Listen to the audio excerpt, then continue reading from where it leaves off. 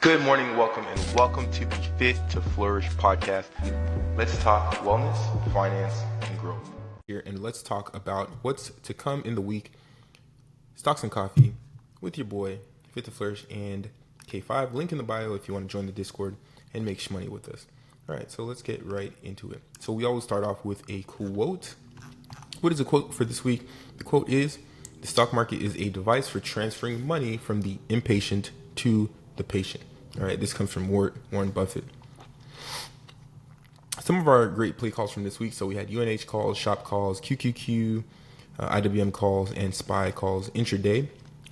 And we kind of missed out on the puts on Friday. Crazy turn of events with all the things going on. So let's get right into it. So this past week, so inflation, as we all know, may be cooling. So we had a softer than expected CPI and a modest PPI. And that kind of led to a lot of optimism in the markets. We saw a couple gap ups a couple times this week until we had some of the unfortunate events going on in the East.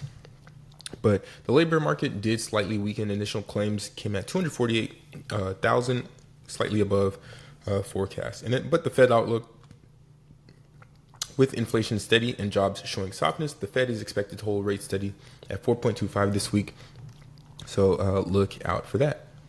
All right. And in terms of earnings, what happened? So GameStop, we saw GameStop having a 17% decline in revenue year over year.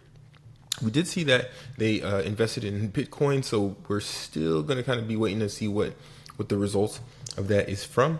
And they didn't really provide any specific forward guidance. So GameStop's GameStop, failing company. We all just know it from that GameStop era. All right, what happened with Chewy? Chewy is up 8.3% year over year with a net income of $62.4 million. What happened? Well, Chewy fell 12% despite the earnings beat due to concerns over net income falling short of estimates. All right, forward guidance, modest forward guidance there, but they're expecting sales growth of about 6 and 7% there. Oracle absolutely ripped. Okay, so shares surged 11 to 13%, reaching record highs about $200. So they're doing a lot of heavy spending on cloud infrastructure and a ton of AI and strategic investments. All right, so really good earnings there. They're also having collaboration in AI and data centers, Stargate with OpenAI, and then SoftBank as well. Adobe. So we saw Adobe kind of created a double top pattern and kind of sold off there. But just, despite strong earnings, the stock fell 4% in after hours. And like I said, we kind of had that run up into earnings and created a technical double top on the charts. So it looked like it was topping out at previous highs at an area of strong resistance. A lot of sellers in that area. Okay, so strong supply zone. And moving forward into related news and buzz, so everyone knows that we saw a lot of geopolitical jitters with the Israel-Iran tensions. It's kind of more than tensions now, but sharp volatility hit the markets. We saw overnight on Thursday, June 12th, we saw the markets absolutely plunge. Oil surged, and the VIX spiked to 3-week highs on Friday. Right, and then that Friday sell-off came, and the S&P was down 1.1%. Okay, and what are we seeing? We're seeing again oil and safe haven surges. So oil prices jumped 10 to 13%. Gold was rising. The dollar spiked, and it was pressuring equities as investors were seeking safety. Right, you're like, oh crap, we're another war. Where do we park our money right now? Okay, what happens if all the lights are cut off and we need money? Where do we park our money? Where is it safe?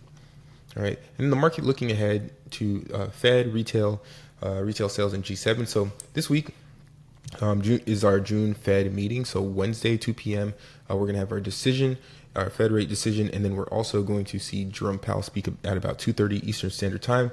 We have our G7 summit, and then U.S. retail trades data is going to be coming in.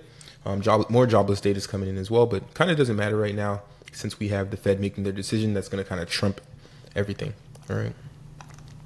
And then in terms of Tesla and tech, so right now, keep an eye on Tesla, Apple, and NVIDIA. So Apple just came from a technical, pretty much a technical fib retracement, and now it's falling back to lows. I would say a good area to go long on Apple would be 192. A good area to go long. That's where I'm going to look to potentially take longs and then keep a stop right below that 192 mark where we have a double bottom, a technical double bottom. Nvidia is up, but we did just reject from pretty much highs at about 145. Came back down to that 141 area. There's a lot of volume there, potential to go long. I'm going to go into more technical detail with the Discord, but a lot of things happening there. But watch these stocks. Tesla creating a double top at that $325 not psychological, but $325 resistance area there.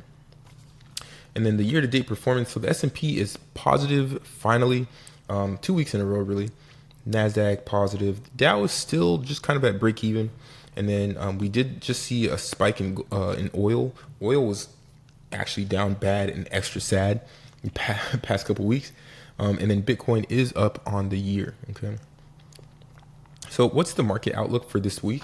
So it's cautious but constructive. Okay. Cautious but constructive. Investors will balance the Fed clarity and inflation data against geopolitical stress and valuation risks. So key catalysts ahead, like we said, the Fed dot plot, Powell's press, retail sales, earning releases. We don't really have that much earning releases this week. So if we look ahead at earnings, really the main one is going to be LEN, Lennar. And then, like we said, economic data for this week, 6/16, the week of 6/16. So Monday, we have Empire State Manufacturing Survey. We're going to have Tuesday retail sales at about 8:30 a.m., jobless claims 8:30 a.m. on Wednesday. It's going to kind of set the tone a little bit for that day, but really, we know what's going to happen 2 p.m. Rates are going to be held steady. If we cut rates, like a surprise cut for whatever reason, the market could fly. Really highly unlikely, but keep that in mind. And then Thursday, the stock market is closed in observation of Juneteenth. Friday, we have Philadelphia Fed Manufacturing Survey.